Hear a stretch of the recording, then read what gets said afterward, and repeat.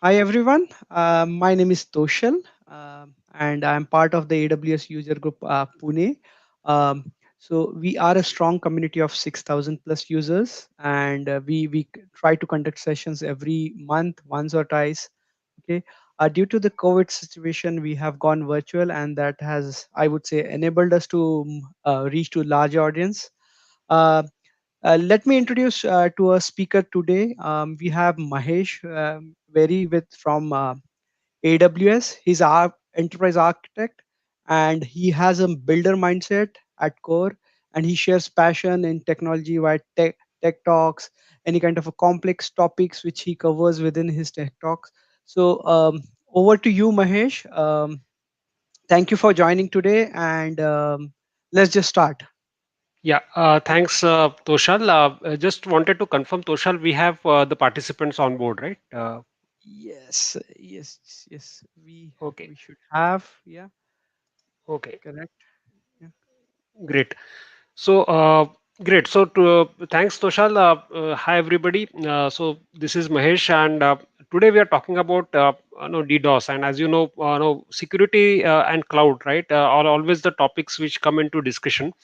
And what we see, obviously, the expectation is. Yeah, I mean, people are joining in. So, hi, Anup. Great to have you on a Saturday. I mean, I appreciate, first of all, people here Mm. joining in, and we were just all discussing before the talk that it's really hard for people to kind of appreciate tech talk in a virtual manner. So, first of all, thank you everyone who has joined in. Really welcome to this session. And I really wish to kind of see your active participation in this session. I know it's not face to face, but please feel free to put your comments, and we will try to address them as they come along, right? So I just want you to be as interactive. Okay. First of all, no, we are going to talk about internet security and DDoS, and the journey is focusing on basically DDoS. So security as a topic is a big topic, as you know, and today we are going to talk about first of all understanding what is DDoS, and then we will talk. Also, some of the networking aspects of how these DDoS attacks are created. We'll look into common DDoS attacks and some best practices. Right, this is how the talk is structured, and no, this is a topic which, as a kind of individual, it is very hard to kind of security as a domain. Right, it's a special domain with a very few people. At the same time, it is very important these days to have an appreciation of what is out there, so that we can protect our assets and protect our customers, right? So fundamentally, what is the denial of service attack, right? So essentially, there are multiple players. So one is the hacker or the attacker, and he is going to compromise multiple hosts. And using a kind of a volumetric attack, he is going to kind of do some either send a lot of packets to a victim, and the victim is basically not expecting those packets or those data elements, and he is basically overwhelmed. The resources of the victim are completely consumed, and the actual user, the end user, is not able to really get not able to actually access the website, right? The website or the service becomes unavailable, and this is what the motive of the DDoS attack is, right? To overwhelm the resources, and then the actual website is completely overwhelmed, and users cannot access the website. So this is all a DDoS attack all about. Now, if you look at in terms of a historical trend, right? So the DDoS attack is also measured in the volume. As I said, how much data was being sent to the host, which was compromised. And if you see the volume which is being sent, it's kind of increasing over the period of time. And up to 2016, we were seeing in the order of magnitude 800 Gbps. That was the attack, which was famously Mirai attacks, and we'll see a little bit more about it. But that was the order of magnitude, about 800 Gbps. And after that, we are seeing the order of like almost 1600, the terabits per second. That's the volume we are looking at in terms of the attack volumes. Right? So it is really on the rise in the last few years, and that's what is something important to note. And you need to kind of mitigate these attacks as you go and put your services on the cloud. Okay, so going further, right? So why does it matter to you as a developer or as a enterprise or a business, right? So attacks have an impact on your availability, right? So your website will not be available if there is a lot of a network attack. Your endpoints are, if your web server or app server or your load balancer or firewall, that's not available. So it's not a good thing because your business users cannot access it, right? So attacks can go on for few hours to few days, and that can really have a detrimental effect on your end user. The next impact is going to be the financial impact, right? So because your attack is going to bring your website down, you will eventually lose revenue, and you could potentially scale your services horizontally, but then it would be a cost for you, right? So if your web server has scaled from 2 to 20, you're paying for the additional 18 web servers just because of the attack, and that's going to cost you money, right? So that's a financial implication. And finally, of course, brand reputation, right? That's also going to be under pressure because attacks create a bad press as well. Now, apart from that, as I mentioned, some attacks might try to do something more than just bringing your website down in terms of stealing data or infecting some of the data packets. So that's another layer of security that can get compromised. So, in short, it is important. The mitigating DDoS is important, and now every organization, large or small, when they start going bringing their business to cloud, start thinking about how do I mitigate DDoS, not as an afterthought but as a first step. That's the shift. Okay, so now, so what we have covered so far, what is DDoS and why it is important to us. As I said, I will go a little bit now into basics of how networks operate, and some of you might have exposure to DDoS, but I mean, I'm going to give a quick view of what networking is all about, right? And so feel free to ask questions. I can stop and answer them as along, right? So now, how many of you are familiar with networking, right? So what's your background? If you are a developer, if you are already familiar, this might be just a quick revision. If not, I can just quickly give a recap of what is all about. So essentially, if you look at it, right, so networking is all about abstraction, right? So you have 7 layers, or let's say 5 layers. So it's all about abstraction. So you have a host computer, which may be your laptop, and then you have a target computer, which is your web server, and the host computer, your laptop or mobile, wants to let's say view a web page from your web server, right? So in between these two, there is a lot of abstraction that happens at each layer. So your your host, which is your mobile, might have a web browser, right? That's your application, and that application talks to your router, which is on your Wi-Fi kind of a device, and then that talks to an ISP, and then from ISP it goes all the way up to your destination server, maybe on the cloud, and then from there it goes to your load balancer, and it finally reaches your web server, and then the packet returns. So this whole transfer of data happens at different layers. So your web server and app server, sorry, web server and the web browser talk with HTTP. That's the application layer protocol, right? Then your web browser will convert that particular HTTP request into TCP kind of a segment, right? So that's basically using a transport layer, and then from there it will go from one router to another router. It will keep on hopping till it finds the final destination. So it will have a if you look at it, there are I'm just going to use a pen here. So if you see, there are multiple hops here. So this is maybe your router which is attached to your device, and then there are multiple hops that can happen along the way based on the network, how the network is connected, and finally it will reach your destinations subnet of your destination server, and it will go all the way. So what is important here is that attacks can happen at multiple layers, right? So we'll see each of the function of different layers just to get a quick view. The important layers we are going to talk about is the layer 3 and the layer 4. Okay, what is layer 3? Layer 3 is a network layer. So network layer, the responsibility of network layer is basically to transfer the packets. Let's say this is your Wi-Fi router, and then this is another Wi-Fi router, and then in between there are multiple gateways. So you have a source IP and you have a destination IP, and so network layer is basically finding the best path to reach from the source to the destination, okay, and send the packet. Now, what is transport layer's function? So transport layer basically sends the data from your host, that is your laptop, maybe to a web server or to another host, and it will segment the data into basically chunks of data, right? So you have a big file to upload, for example, right? So it will split the file into multiple TCP chunks, and then it will send it, and then this particular network layer will put network related information like the source IP, destination IP, and then it will send the packet. So this is where these two protocols work. Obviously, the attacks or the DDoS attacks happen at these two layers, plus they also happen at the application layer. Okay.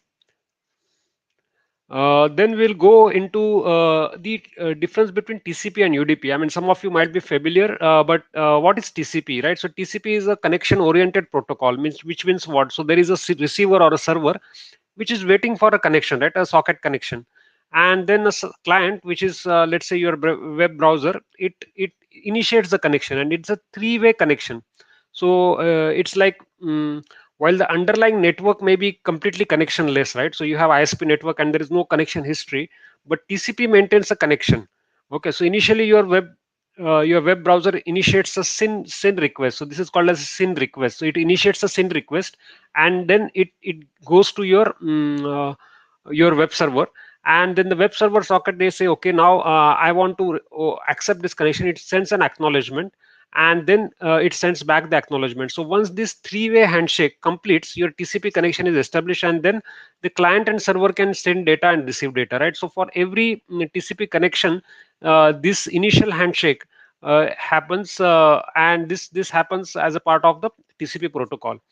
UDP doesn't have that. UDP is a datagram, so it kind of encapsulate every packet is basically it's very useful in something like a voice or a streaming data where the reliability is not so important, right? So you might lose a few. The speed is more important than reliability. So with TCP, you can see we have higher reliability. Every packet has an acknowledgement, and it's like it comes in a particular ordered sequence. But with UDP, that is not important. It is just a datagram that gets exchanged. Okay, so pros and cons of each of these protocols. Obviously, UDP is fast, but then there is potential data loss that can happen, and the application has to basically take care of making sure that it can accommodate the data loss. Okay, so then moving to where can the DDoS attack happen, right? So I spoke about the network layer, I spoke about the transport layer. Then there is also something like a no presentation layer where the data encryption and decryption happens, and then there is an application layer where basically your application protocols like TCP are there. Now these attacks can happen at these layers, right? And we are going to see some examples of different types of attacks, and these attacks can happen at that network layer. So for example, let's say you have a web server which is an internet facing web server, right? So it's connected to an internet gateway, and you are running a website on that particular web server. Maybe you are running PHP website, let's say, and this particular internet facing web server is exposed through some kind of an ISP link. So some attacker might just see that, okay, I can just send some network packets and I can just exhaust this web server so that it is completely out of capacity. It chokes the bandwidth of that particular web server. That's a network layer attack. So likewise, there are different attacks that can happen at different layers, and we will see into details of it, right? Okay, so let's start with the network level attacks. Okay, so the first attack which I'm going to talk about is a yeah. Mahesh, So we the have a question, question. Yeah, yeah, yeah, yeah. from Mayur. Does Mayur, captcha hi Mayur. prevent DDoS at Yes. some extent? Yes, so CAPTCHA is one mechanism, especially it is used for the layer 7 kind of attack, which we're going to see like HTTP flood, right? Where what is CAPTCHA is basically you can ask a question like maybe 2 plus 2 or 2 plus 3 equal to what? Yeah, And that a human can answer that question, but machine, because it is printed, it's not just like a text, it's like an image. So yeah, it prevents that. So there are some mechanisms, some websites might do that, but obviously it has a downside of human. I mean, it can work for something like sign in, but if there are some other pages, right, you don't want the normal user to keep on confirming this information, right? So it is a technique, yes, of course it's a mitigation technique, but it has its own yeah. limitation in terms of user experience as well. Yeah, Correct. thanks Mayur for asking. Yeah. So Hope please that keep answers. questions yeah. Yeah, Yeah. yeah. Yeah, so Mayur, Go ahead. yeah, I hope that answers, and please keep posting the questions. Okay, so I'm just also going to do a quick, yeah, okay. Yeah, So no, we don't have any questions till now, yeah, Mahesh. yeah. So. I'll keep you posted if you have any questions. Okay, Then you can great. take it further. Yeah. Thanks. Okay, so I'm going to talk now a little bit deeper, and I know it's a little bit tech. So please bear with me. There is going to be some tech here. So you're talking about UDP reflection attack. So what happens, right? So we have, as I told about UDP, right? So what happens with UDP? I can just simply send a packet. There is no three-way handshake involved here, right? So what is happening here? So there is an attacker, and he has compromised a bot, a single bot in this case, but this can be multiple bots. So now this bot is going to send this request to a UDP service. Now this DNS, NTP, these are all UDP protocols, right? Now what this bot is going to do, it's going to spoof the request. Means what? Let's look at this example, right? So this attacker is having an let's say, okay, so this reflector is an IP of 203.0.113. Okay, and what it is doing is it is sending kind of a request to this reflector. Now this reflector gets a request with the source IP of the target. Okay, so this is the spoofed IP address, and the destination IP is over here. Now what this reflector is going to do is, okay, DNS request. So he thinks that the target has sent me a request, so it sends back a response. So when it sends back the response, it's a large packet. The amplification can be 28 to 40, 54 times. So it's like I send you 1 byte, and because of the way this DNS protocol is structured, I will send a large response, which is, let's say, I send you 2 bytes, so you send me 56 bytes of data to this target. Okay, why it is sending to this target? Because of the IP has been spoofed. The packet has a source IP of the target. Okay, so the packet has a source IP of the target, so it's a spoofed IP, not the real, because the target never requested for the packet. Okay, but I got the packet. Now the target is overwhelmed because it is going to get like uh, from thousands of servers, 10,000 servers. It's going to get a lot of data, and it doesn't know what to do with the data. Okay, it just keeps on receiving the data, and maybe the target's ISP provider will just basically black hole all the traffic and isolate the target, and your website becomes unavailable. Okay, so this is a attack is called as DNS, or this example is amplification attack, right? Now you may say how it is happening, because of the fact that these servers themselves are compromised, right? So it is like somebody has compromised this server, and as basically there is no authentication or something like that, and they are basically able to send spoofed request, right? So how to mitigate this? We have some mechanisms, we'll talk about it, right? But just understand right now the different attack vectors. The second attack which I'm going to talk about is about the transport layer attack, which is a layer 4 attack. Again, very common attack, which is a SYN flood attack. Now, what happens, right? I talked about the three-way handshake in the TCP, right? So you said SYN request, you said SYN ACK, and then this is a ACK request. So now what happens in this SYN flood?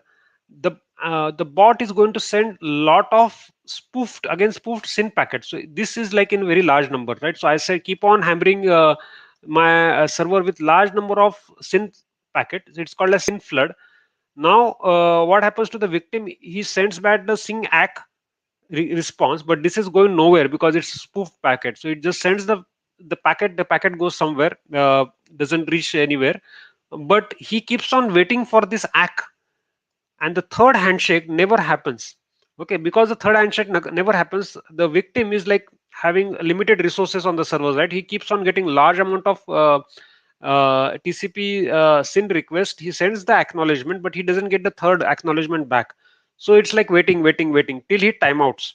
And that by the time it timeouts, it's like a large number of resources are already consumed, and the normal user, the legitimate user, is not able to access the website, right? Because the victim is kind of completely exhausted.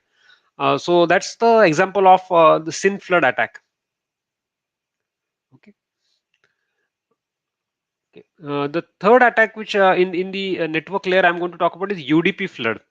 So I'm sure you must have, if you are running a service and you send some kind of a ICMP request, like you send some request, okay, and that particular service is not running on the that particular host machine. Let's say you try to kind of connect to a machine which is running a web server, but there is no web server. But okay, web server is HTTP, which is TCP. But let's say you try to use some other UDP protocol.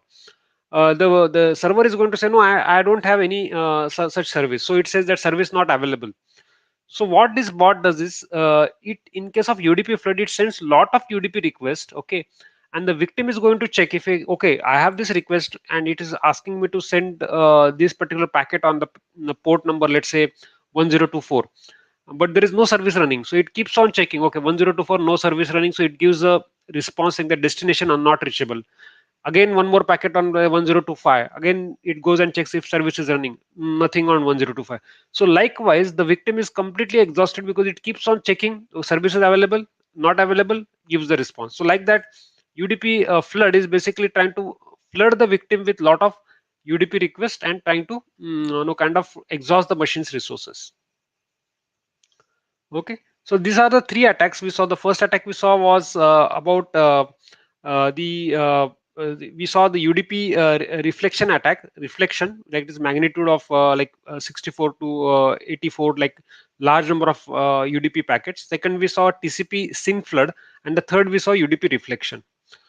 Okay, now we'll move on to the presentation layer attack. Okay, now obviously the common thing which happens, and I'm sure you must be knowing, is the famous whatever website you access is the HTTPS, right, or the TLS handshake. Okay, that's another basic thing which you always come across. So I'm going to do a quick recap of how TLS works, right? Okay, so I mean, if you have seen our earlier session, we had covered this briefly, but I'm going to talk through. So Toshala, I'm just wanted to see, is the top portion of the screen visible, or is there something getting cut here?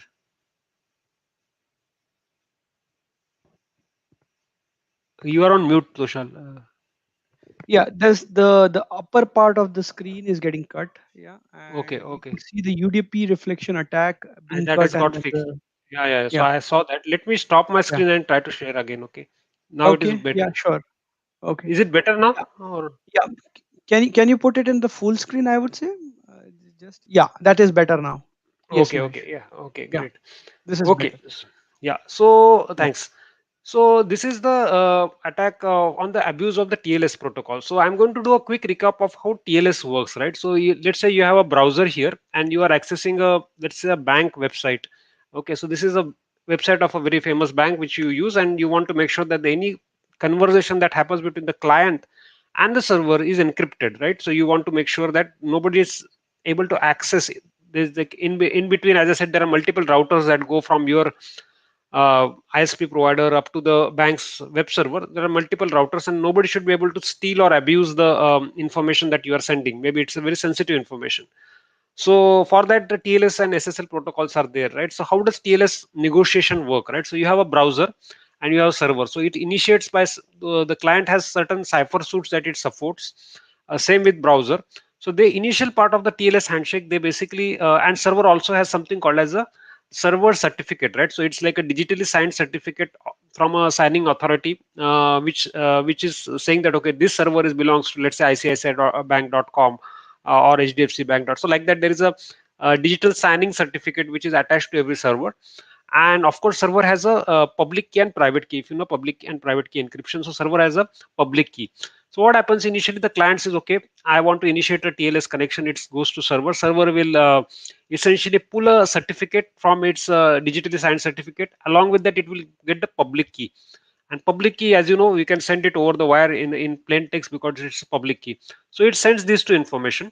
Now client goes and verifies that particular certificate and verifies the authority. Okay, does he claim to be a bank? Is it really that bank? It goes and checks the certificate authority. It finds it's okay. Then it goes ahead and uses the basically certificate, and then it basically uh, client creates its own it basically encrypts the it generates a new symmetric key, and then using that key it encrypts the using the public key of the server which was sent. This key was sent, that's public key, it will encrypt its own symmetric key.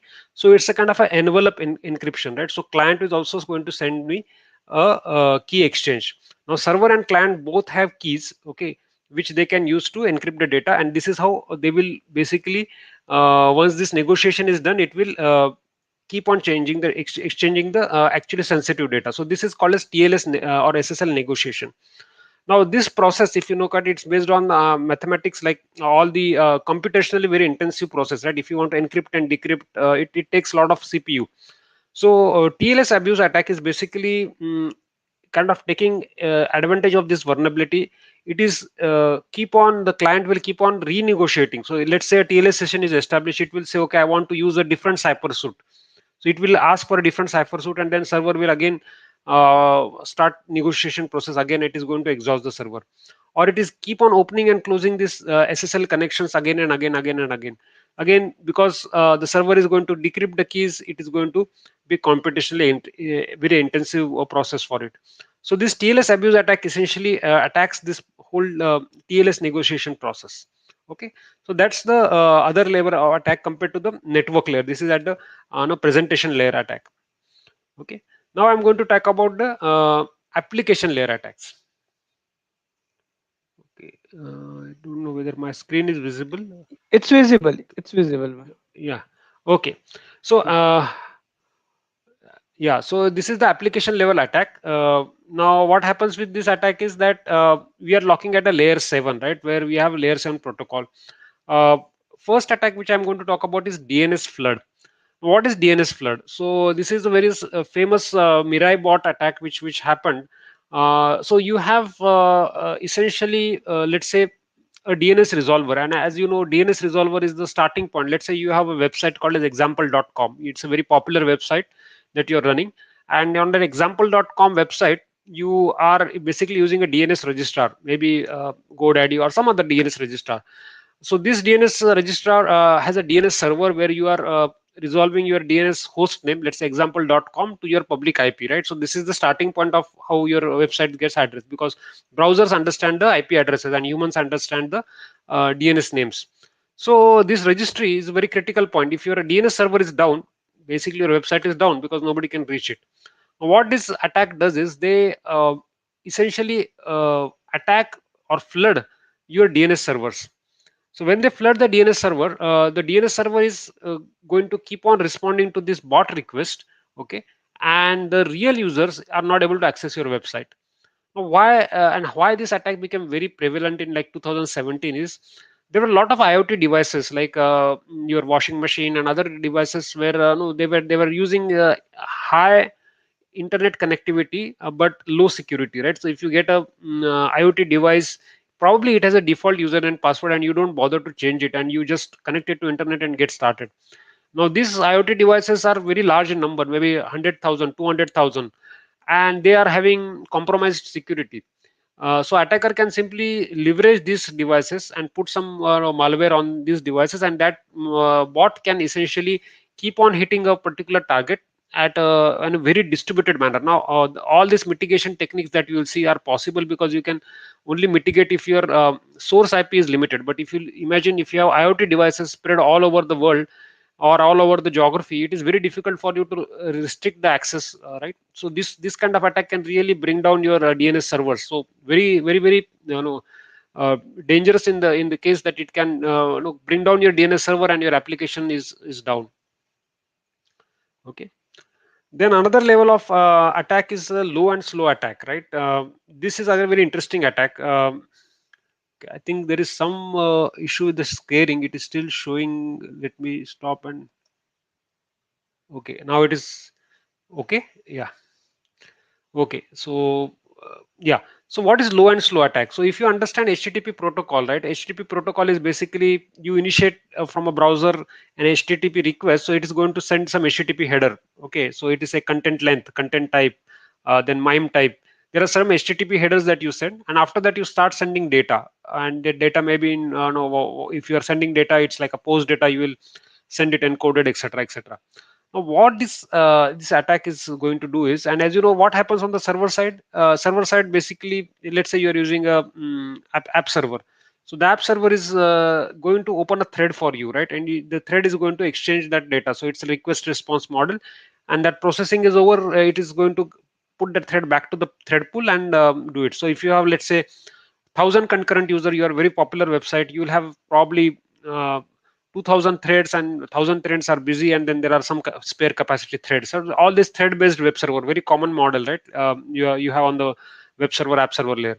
What this attacker do it that they open a connection with your web server or your thread based application server, and they send data. Okay, so let's say you are going to send let's say they say that I'm going to send let's say 100 MB of data, 100 MB of data I'm going to send, but they send this data in a very slow manner. So they send at a rate which is like they say send a few kbs per second, right?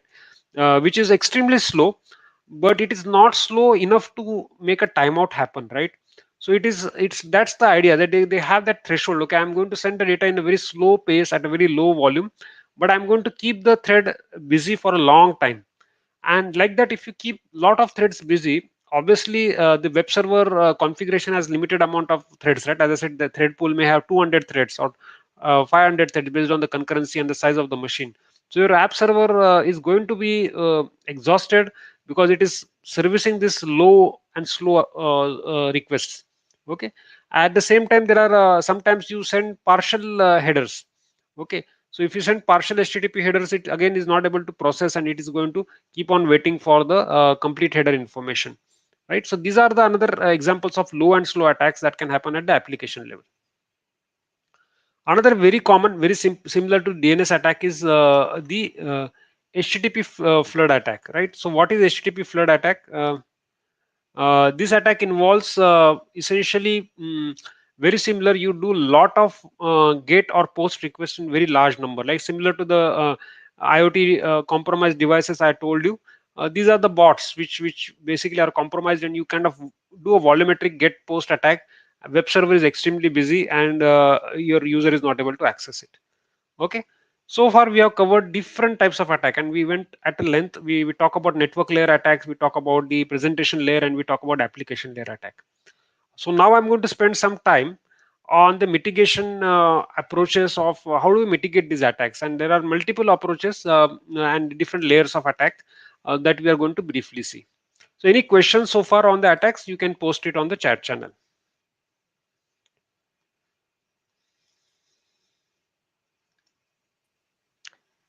Yeah, we do not have any questions at this Yeah, moment. yeah, Yeah, yeah, but sure. yeah, I will take that. Okay. Thanks. Okay, so now we are looking at mitigation of these attacks with AWS, right? So if you look at it, we have multiple services in AWS, starting with the compute where we have your web server, then we have managed services like load balancer where you kind of distribute the traffic across multiple instances, and then we have different services like API gateway and so forth. So what AWS we have done is we have published a reference architecture, and I would really urge you to look at the white paper, which is talking about how to build resilient architectures on AWS, right? So we are going to look at some of those capabilities very quickly, but essentially what it talks about is this. This is a picture in summary, right? So you build your architecture with these capabilities, and you will be able to mitigate the DDoS attacks. So what are these? These are the best practices for different layers of attack. So we saw about application layer attack, we saw network layer attack. So we will see how we build it. So in summary, what are these components I'm going to talk about? At the very bottom, right? So we have our compute layer, which is EC2. So EC2, you can run your services, your web servers, app servers. This is where your core business services will run. And beyond that, we have what we call it elastic load balancer. It's a service which is a managed service. So we run this service in our own kind of AWS managed environment, and we give you that as a service. So this service allows you to distribute your load. So rather than exposing, if you look at it here, the first step is that don't expose your servers in the public subnet. Okay, so we are exposing the servers not in the public subnet, but we put it in a private subnet so that you don't have any DDoS attacker, right? So this DDoS attacker doesn't have access to your web server at all. Okay, he has to go through several layers of security before he can reach the business layer. Okay, then we have the elastic load balancer. It's a public service. Again, this service we are not putting directly in front of the attacker. We have something called as edge services, right? So this is called as CloudFront. So we have put CloudFront, which is our service at the edge. Okay, so if you are familiar with how AWS is architected, right? So we have something called as AWS region. We have region in Mumbai, we have region in Singapore. So this is where our all our compute, storage, all our services reside. And there are certain certain edge location, we call it, these are called as edge locations. They are separate physical location which are completely owned by us, but they are distributed all over the world. So while regions, maybe you will have 24 regions, but edge locations are like 200, 250 edge locations, right? And this is the way we recommend you to reach to AWS. Don't reach directly through to our region, because obviously of the challenges I mentioned, right? So instead of exposing this one or this one directly on the internet, you expose this one, CloudFront. And I will go a little bit deep into what it offers, but this is a best practice. So edge locations have diverse geographical paths, so you will not be able to easily bring down the website. Attacker will not be able to bring the website easily down because they are dispersed geographically. They have multiple mitigations in place that will block the attack vector.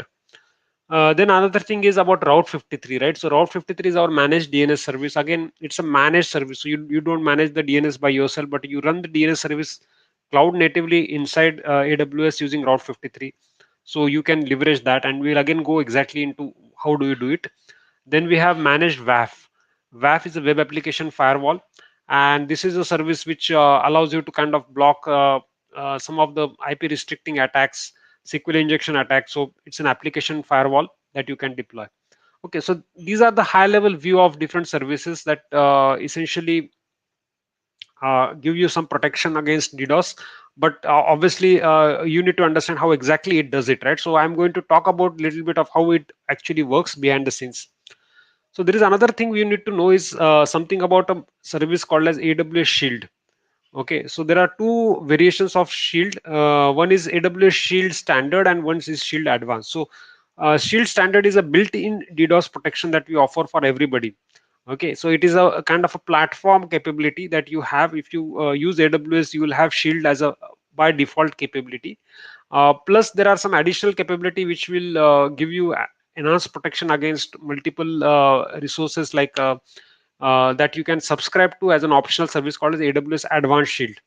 Okay, and what are those capabilities? I'm going to give you a short demo. Okay, now let us go into the so this picture you understand that okay, this is what we just saw in terms of different best practice architecture. Now I'm going to go into each layer. So I'll start with EC2 and then I will work forward, and I will try to correlate with the just I will request you to think about the different attack patterns and how these best practices are going to mitigate. Okay, so let's start with the first one, which is talking about using enhanced networking and auto scaling. Okay, again I need to just yeah. So what is that? So again, if you look at AWS, right, it has the whole hypervisor platform. So you have a physical bare metal hardware, then we have our own hypervisor layer, which again we are innovating rapidly, and then you put your compute resources, your web servers, app servers, database servers on top of that layer. Now what we are supporting, right, in terms of first of all to mitigate the attack, right, this is a network level attack. As I said, they are going to choke your network bandwidth. So to before you can actually put some mitigation in place, there are a couple of strategies here, right? So to handle this large volume, we need your physical or your virtual boxes to have capability to handle that high network throughput, right? So based on the instance type you choose, you have a rated throughput. So maybe you go for a T2 size instance, which is a basic instance. It will have, let's say, 5 Gbps or less capability. But if you go for higher capacity instance like C5, you will have 25 Gbps.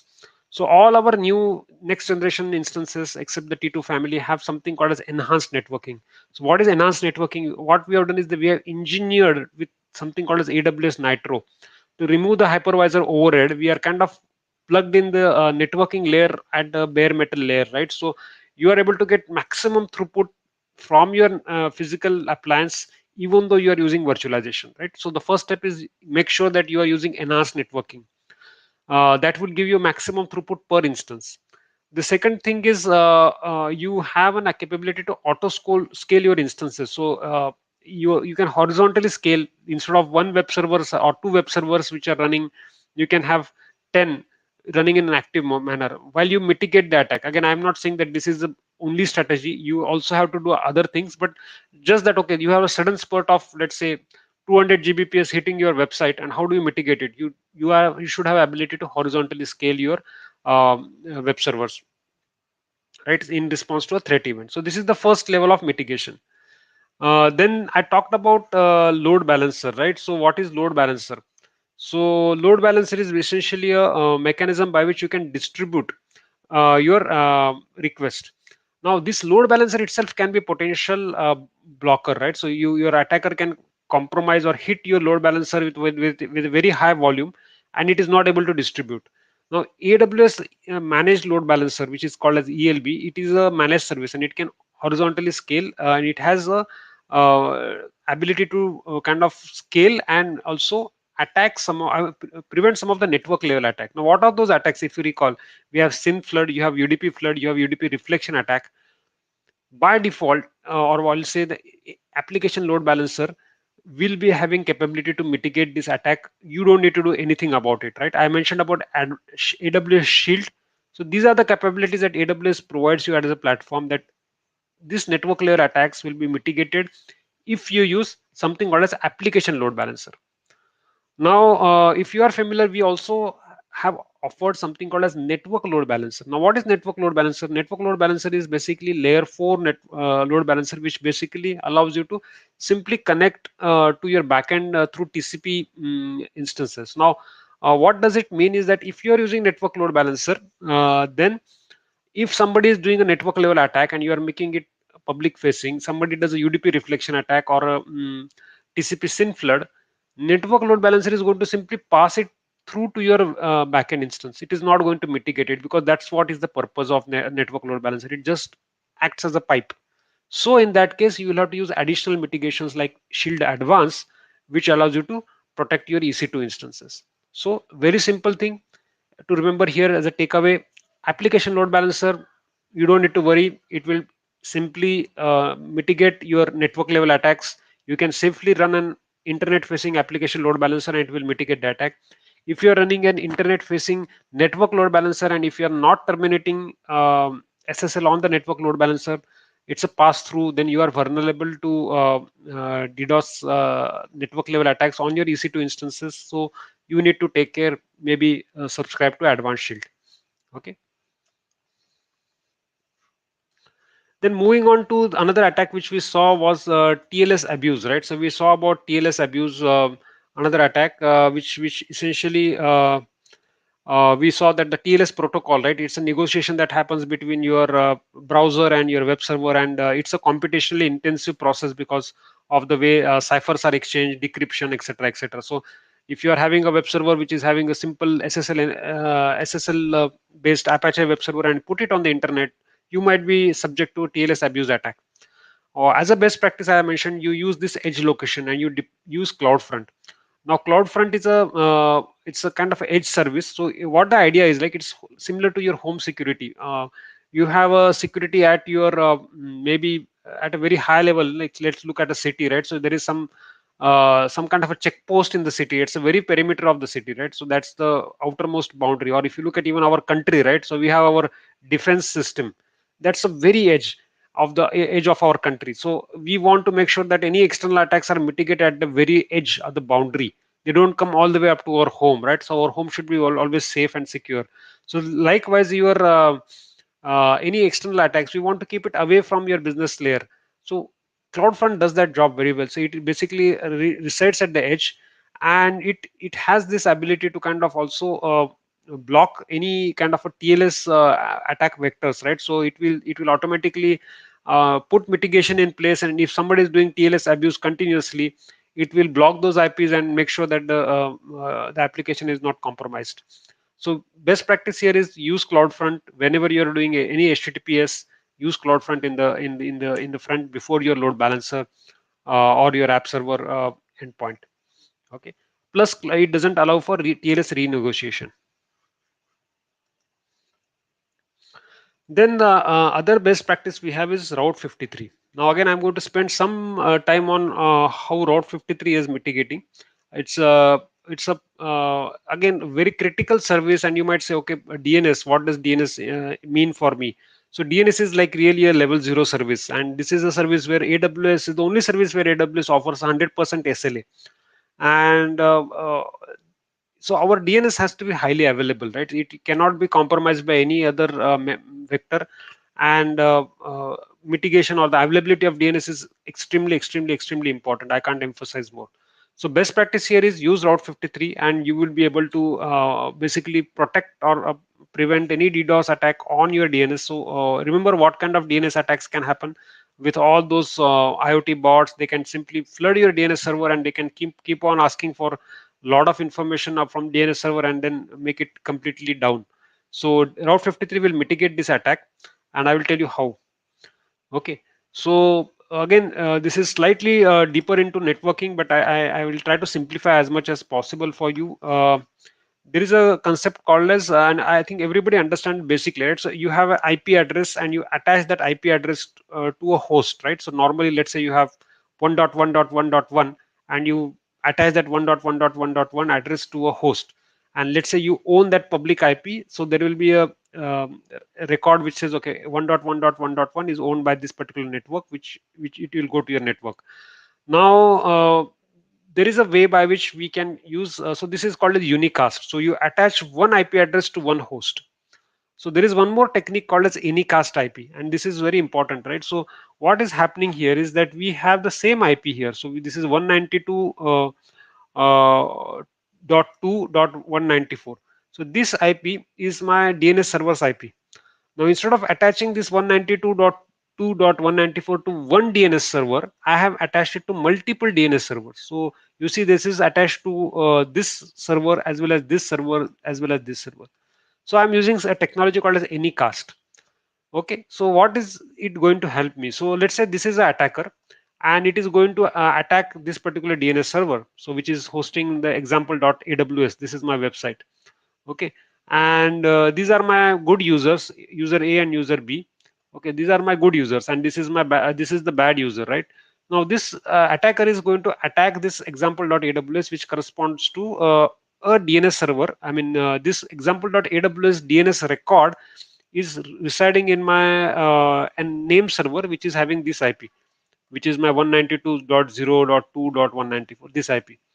Now what happens because of the Anycast technology, which is happening, AWS has published these IPs. Just remember, these IPs are internet IPs. Okay, these IPs are published through multiple edge location. It's not just one edge location. So we have, as I mentioned, we have 200 plus edge locations. So we can publish the same IP through multiple edge location. What is going to mean to the user, right? So let's say this user is really bad user, and he sends a DNS flood attack. Because of the way internet works, right? These addresses are published from 3-4 IP addresses, 3-4 locations. It is going to saturate this link. For sure, it is going to saturate this link. Okay, so this link is saturated, but my other links are okay because they are not under attack. So what I'm trying to do is I'm going to distribute the attack, and I'm going to diffuse the attack. Okay, so the only one link is saturated, so my other two users are easily being able to access the name server, and they can get the DNS resolution. Example.aws corresponds to my real IP, which is my application web server IP, and they can reach my application. So this technology, whatever I described, is called as Anycast striping, right? This is how Route 53 Anycast striping works. There is a blog post on that. You can refer to that. Okay. Next thing I'm going to talk about is again within again it's a very interesting kind of technology called as shuffle sharding. Okay, so what is shuffle sharding? Okay, just let me. There is a, yeah. Okay. So sharding. So what is sharding? If you understand the basic concept of sharding is that, okay, as you understand, Route 53 is a multi-tenant service. So like it will have it will run the DNS host for multiple websites, like lot of customers have. Now let's say customer example.aws, his particular name server is under attack. Okay, I don't want rest of the other name servers to be attacked, other zones, DNS zones of other customers to be impacted, right? And the way to do it is that we distribute this particular DNS host into shards. Okay, now traditional sharding. Okay, so here we are having four shards, right? And I'm just going to distribute it. So what is the traditional sharding? First of all, let's look at that traditional sharding approach. Okay, so traditional sharding, what happens is that, okay, I have DNS flood on the example.com, and this example.com corresponds to these two name servers, name server 2 and name server 3. And let's say this name server have DNS records corresponds to, let's say, shard 1 and shard 2. Okay, so all the customers in this group and all the customers in this group, right, they are directly or indirectly impacted because my name servers are very busy. Okay, they are impacted, and I'm not able to not even though my website is not under attack. Okay, these name servers, anybody who is using these two name servers are impacted. Okay, so this is the kind of a traditional sharding can have a consequence on the on other customers, even though they are not under the attack, they're feeling the attack. Okay, because it's a shared kind of a tenancy mode. Now, how do we mitigate this? We have something called as shuffle sharding. Okay, and how does shuffle sharding work is very interesting. So we have an ability to kind of randomize the distribution, right? So just like you have a pack of cards, and you just shuffle those cards, and then you pick two cards, and the probability of the same two card appearing is very less, compared to when you just kind of have a fixed set of sets.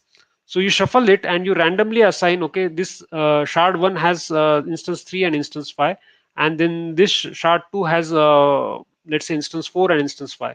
So instead of fixed shards, you have shuffled shard. So that way, even though maybe this particular instance is compromised, okay, and this instance is compromised, you still have capacity from this instance, and this is completely isolated, right? So only one of partial capacity is impacted. This is good, this is good, and this is good. Okay, so I will be still be able to serve my customers. Okay, so this is an example because of the way randomly I have kind of assigned different customers to different name servers. Even though one name server is compromised, I am still able to serve other customers because only one server is compromised. They always have other option. Okay, to resolve to. Okay, yeah. So then we have something called as yeah. I mean, I talked about CloudFront. Yeah, so this is a mitigation with CloudFront where you have ability to deploy some WAF, right? So WAF is web application firewall. So here you can have some HTTP rules which basically whitelist or blacklist certain IPs from the marketplace. There's some kind of a reputation list, right? So they keep on updating this list based on the attack vector. So if there are some attacks happening from certain country geography, they will be able to kind of update this list. So you are more dynamic and not like a static configuration. You will be able to kind of keep monitoring and updating those WAF rules. In addition, we have something called as advanced shield, right? So very quickly, I'm going to go through what is advanced shield. Okay, so advanced shield is basically a mechanism by which you can really have higher level of DDoS protection. Okay, and the way it works is you have to explicitly enable it. So still shield standard is default, but you can add it as an explicit addition, right? So we have an ability to activate this advanced shield. Okay, you go to WAF and shield console, and then you can simply activate this advanced shield, right? So go there, activate the advanced shield. Okay, and then you can start configuring all resources that you want to protect. So I remember the case where I saw the network load balancer and EC2. So that was the case, and if I am having a TLS attack, all my TCP requests will go and directly hit my EC2. So in such cases, I need to go ahead and select the EC2 and say, okay, I want to protect this with advanced shield. What this advanced shield will do is it will closely monitor the packet, and if it is getting this kind of a SYN flood attack on that EC2 instance, it is going to put mitigation in place at the hypervisor or at the perimeter level, and it's going to protect your instance from being exhausted with this kind of a SYN flood attack. Okay, so this is how you kind of use advanced shield.